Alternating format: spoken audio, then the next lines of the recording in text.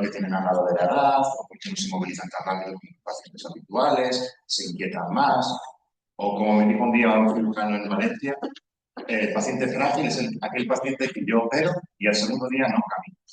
Y entonces, este conjunto de cosas que no terminamos del todo de definir, lo llamamos fragilidad, como una forma de darle imagen a algo que no sabemos del todo definir. Aquí tenemos a 4 pacientes mayores. Claramente, a pesar de todos ser mayores, están en un estado de funcionamiento muy distinto. Por ejemplo, Juan, de 91 años, que sale a correr todos los días, consigue su comunidad de vecinos. Un día viene al hospital porque está psicopado, se le ve que tiene un edema del pulmón, se le trata y el protocolo hospitalario dice que a partir de 75 años no se opera y se decide un manejo conservador. Manolo, de 81 años, que vive en Navia de Suarna, ya tiene algunos olvidos y va caminando con su bastón y un día que está en la huerta se tropieza y se fractura la cadera. Acude al hospital donde se le opera, la operación va muy bien y se va de alta. Pero como vive solo en Navia de Suarna, pues al no tener apoyos, pues poco a poco dice, me molesta la cadera, no me levanto, cada vez se va moviendo menos y al final acaba en una residencia porque no es capaz de movilizarse. También tenemos a María, de 79 años, que hace unas semanas le falleció su marido, con un cuadro depresivo muy importante, que tiene ya síntomas a nivel cognitivo y, pues, con todo esto, su familia la manda al médico. Y el médico, pues, tiene una paciente que ha dejado de comer, que ha bajado peso y lo orienta a que puede ser algo de cáncer, le hace las pruebas y casualmente tiene un cáncer. Y cuando se deriva al hospital, el médico que la valora la ve muy mal y decide un abordaje paliativo. Y al final tenemos a Gumersindo, de 61 años, que es un señor con una patología psiquiátrica de mucho tiempo de evolución, ya tiene pérdidas de memoria, aunque nadie nunca las ha estudiado, funcionalmente ya empieza a estar algo limitado, y un día pues tiene una neumonía, le cae al hospital con una sepsis importante, y pues los médicos de la UCI, cuando lo ven, pues, no saben muy bien su historia y deciden pues, darle un soporte en la UCI. Pues la UCI evoluciona bien, pero al salir, de repente, la memoria está mucho peor y funcionalmente ha deteriorado mucho. Aquí hemos visto 4 ejemplos donde hay ciertas cosas que ya, al menos en Lugo, nos llaman mucho la atención. Porque un señor de 91 años que está perfecto no se ha realizado una intervención en él. Tenemos un ejemplo claro de lo que es edadismo. Tratar pacientes por una edad independientemente que están muy bien. O Manolo, que se rompió la cadera, al no haber abordado una esfera tan importante como es la social, independientemente de que todo el tratamiento en el hospital haya sido correcto, terminamos con un paciente en una residencia encamado al no haber ofrecido por la parte social un apoyo a ese paciente. O María, que se ha rechazado para el tratamiento del cáncer porque se la vio muy mal en contexto de un cuadro depresivo, que no se valoró, que tenía un potencial alto de reversibilidad y se ha perdido una ventana terapéutica para ese señor. O Gumersindo, a pesar de que la edad sea muy bajita, por la situación basal, el estresor al que le hemos sometido es mucho más alto de que ha podido soportar. Y realmente nos hemos encarnizado con el paciente y le hemos hecho más mal que bien haciendo una intervención. Todo esto plantea a nivel de las organizaciones de salud, de las políticas europeas, la europea, España y las unidades científicas más importantes que hay, una serie de retos que quieren abordar, sobre todo en el orden de la salud, que es la década de envejecimiento saludable, pues intentar aportar unos planes que puedan beneficiar a los pacientes. Recomiendan que todos los pacientes mayores que se van a someter a una intervención importante tengan una valoración geriátrica integral antes de la intervención para poder plantear objetivos con ellos. En caso contrario, si no se puede, al menos poder utilizar protocolos de cribado preoperatorios para poder valorar de cierta manera esta actividad. También es importante la toma de decisiones compartida con el paciente. El paciente tiene que ser consciente qué se le va a hacer, qué riesgos tiene, qué potenciales beneficios y qué impacto funcional va a tener esto en el paciente. También destacan la importancia de equipos multidisciplinares. No solo a los pacientes que se van a operar los va a ver un cirujano, también los va a ver el médico de diagnostica, el anestesista que va a mantener el quirófano, la enfermera especializada que muchas veces va a dar el soporte mientras el paciente está ingresado, el trabajo social que va a asegurar que el paciente tenga unos cuidados adecuados al alta. Un buen ejemplo de esto es la Sociedad Americana de Cirugía, que tiene un protocolo de verificación en el paciente mayor, donde establece diferentes roles para los especialistas mientras atienden al paciente. La optimización de recursos. La fragilidad supone, directa e indirectamente, en torno al 40% del gasto total sanitario. identificar la fragilidad, revertirla potencialmente, evaluarla, tomar decisiones respecto a la fragilidad, supone una de las medidas más cost-eficientes en un sistema público de salud. La reducción de inequidades, los pacientes se tratan por criterios clínicos y no solamente por la edad. Tener establecidos unos protocolos de atención peritoria antes, durante y después de la cirugía. Integrar la atención en un hospital con cuidados paliativos. Hay pacientes que probablemente no se intervengan por las problemas que tienen o porque no hay más hospitales. Y tener un circuito adecuado con los médicos de cuidados paliativos. Y por nuestra parte, saber transmitir y educar al resto de profesionales en las patologías que vienen en anciano y la mejor forma de manejarlos. En cuanto a la historia de fragilidad, me gustaría dar dos matices. Desde hace tiempo pues, ya se ha visto que los pacientes mayores pues, tienen una serie de características que cuando los intervenimos o cuando tienen un estresor importante reaccionan de forma diferente que la gente joven. Y aquí destacar un poquito dos escuelas que son la base un poquito de todo lo que tenemos de fragilidad en día, que es el modelo de Linda Pei, que se basa en unos criterios fenotípicos físicos, que es una escala más sencilla de evaluar, que nos permite al menos tener una imagen del paciente, y lo que es el modelo de Rocco, que es un modelo más complejo, que se basa en la acumulación de déficit. Y es un modelo que puede incluir cientos variables, pero predice mejor cómo va a ir mi paciente a la plaza. A continuación, Nerea, que es nuestra enfermera, nos va a comentar un poquito qué esferas evaluamos y, en ciertas esferas, la importancia del rol de enfermería en ellas.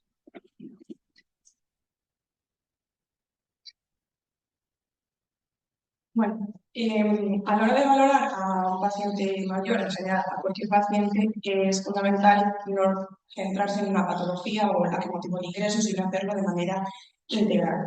Y para ello abordamos pues, todas las esferas que repercuten en la salud de una persona. Es importante tener en cuenta que esto lo hacemos de manera multidisciplinar, es decir, todas las personas que forman parte del equipo encargado de atender a un paciente, pues seamos médicos, enfermeras, técnicos de enfermería, o incluso también incluir y fomentar que la familia o cuidadores habituales compartan esta información para completar así y tener pues eso, todos los datos que repercutan de manera positiva en las intervenciones que le realizaremos a nuestro paciente. En la esfera física podemos evaluar pues, todo lo que tiene que ver con sistemas y con funciones, el grado de dependencia que tiene nuestro paciente, al igual que para esta evaluación funcional, como para muchas otras, existen muchas escalas, pero hay que tener en cuenta que no nos podemos basar en una puntuación de una escala. Por ejemplo, existen múltiples personas que puntúan 90 puntos en el debate, pero es que no se traduce en que la situación funcional sea la misma en cada persona. Al igual que movilidad y equilibrio, evaluaremos pues, todo lo que tiene que ver con la velocidad de la marcha, la fuerza muscular, también alteraciones de la marcha que traduzcan, por ejemplo, patologías subyacentes, como pueden ser un Parkinson.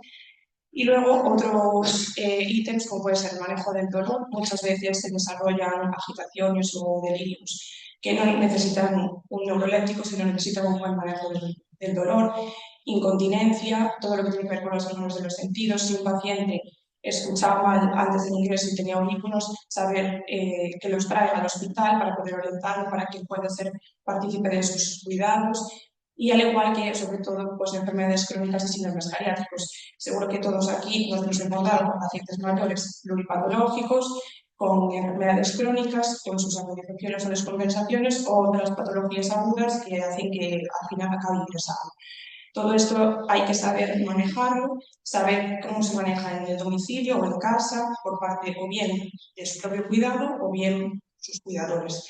Y como las enfermeras al final permanecemos pues, 24 horas al día en las plantas, somos de las primeras personas que vamos a detectar esas descompensaciones, diagnosticar síndromes geriátricos o ver si ese síndrome geriátrico al final está progresando. Por lo tanto, esto es fundamental detectarlo a tiempo, intervenir sobre él para poder repercutir en un menor grado de fragilidad, porque al final esto se asocia a que el paciente pues, vaya a estar más o menos tiempo ingresado y al final el éxito de una intervención que se le realiza al paciente pues, sea mayor o sea menor.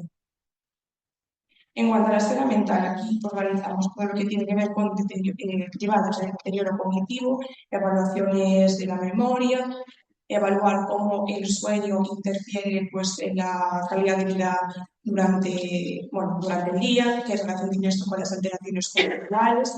Al final, que un paciente se agite puede ser por muchos motivos, entonces hay que hacer diagnósticos diferenciales. En el adulto mayor muchas veces hay manifestaciones atípicas. Hay que hacer un diagnóstico diferencial entre si se está alterando pues porque tiene un deterioro cognitivo, si está haciendo estrés confusional o si la persona está deprimida, por ejemplo. Todo esto, como digo, hay escalas, por ejemplo, pues un Mini-Mental, un test de reloj, pero bueno, al final es tener ojo clínico, saber y entender por qué este paciente se encuentra de esta manera. También tener en cuenta, en el estado de ánimo, los pacientes mayores pueden manifestar ansiedad de otras maneras, por ejemplo, con somatizaciones, que se quejen de dolor de cabeza, que estén inquietos, que se quieran levantar de la cama, que se quieran volver a sentar, temblores, sudores, etc. Y, de nuevo, evaluar los sentidos. Porque quien no vea bien, que no escuche bien, puede ser un factor de confusión para evaluar su delirio o su deterioro cognitivo. Bien.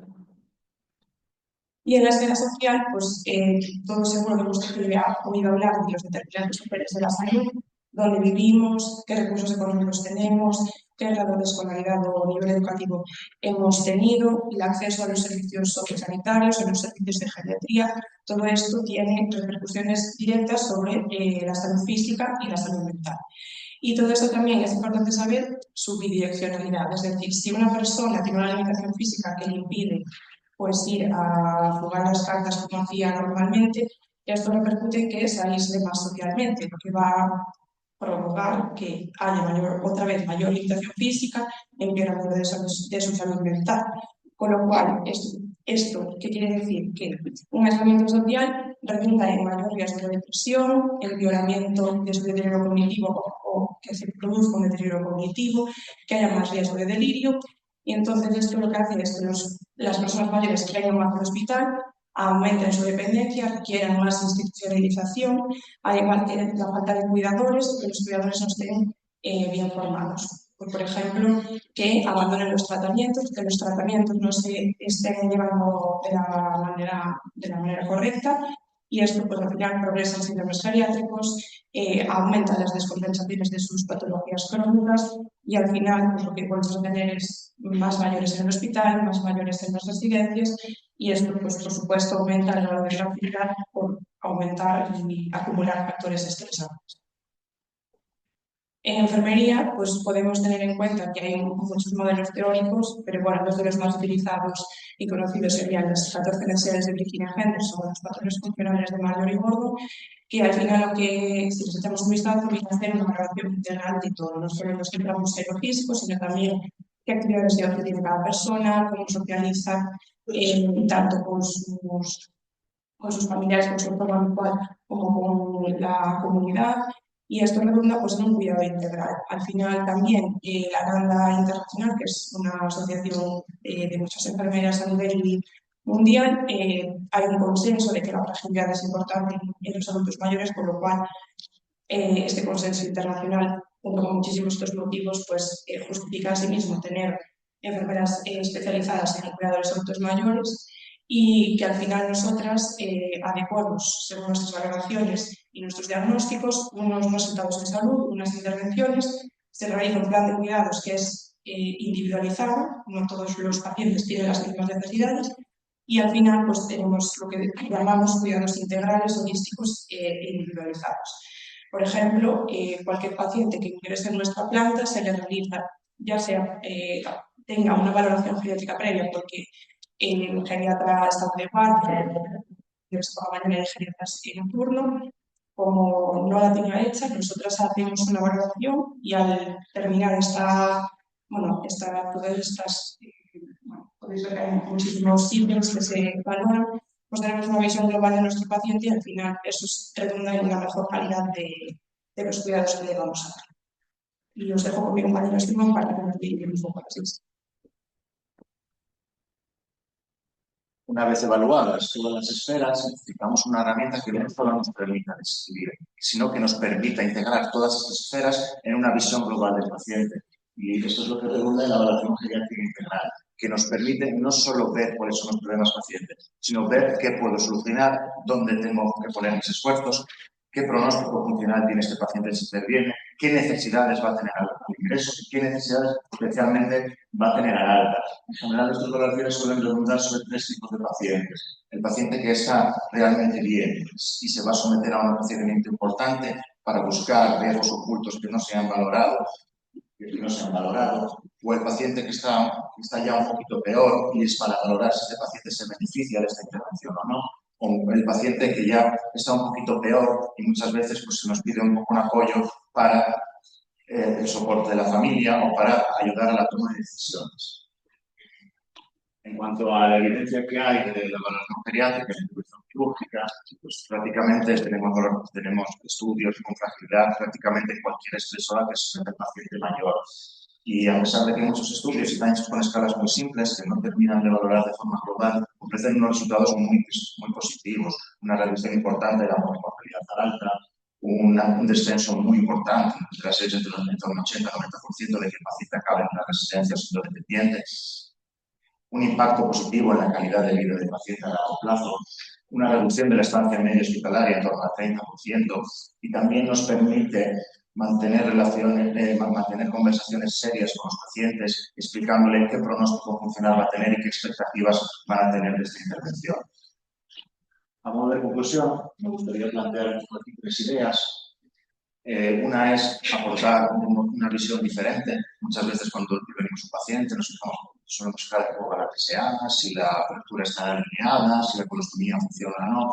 Y en el paciente mayor, pues muchas veces estas cosas pues, sí son importantes, pero igual las más relevantes son que pueda seguir bajando a tomar un café con su hija, que su familia no le tenga que hacer en casa o que no acabe internado en una residencia.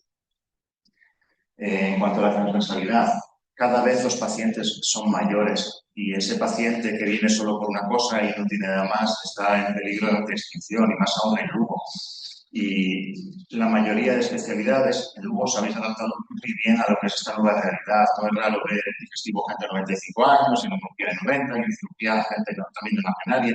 Y sí que esto, por mucho que vosotros no lo veáis, realmente cuando vosotros asumís a este paciente, realmente de alguna manera habéis visto que la fragilidad, si el paciente está bien, generalmente suele ir igual que la gente un poquito más joven.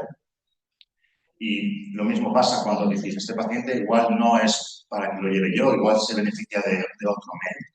¿No? Todo esto implícitamente indica que una evaluación de fragilidad te permite tomar mejores decisiones con los pacientes.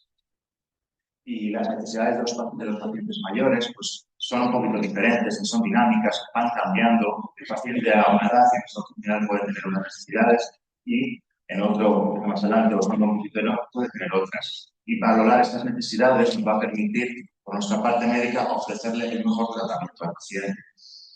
A modo de conclusión, me gustaría, antes de que me preguntéis, pues, preguntaros a vosotros. ¿Qué podemos hacer más por nuestros pacientes en cuanto a su edad y su fragilidad? ¿Y qué aporto o intento hacer en mi servicio para valorarlo? Gracias.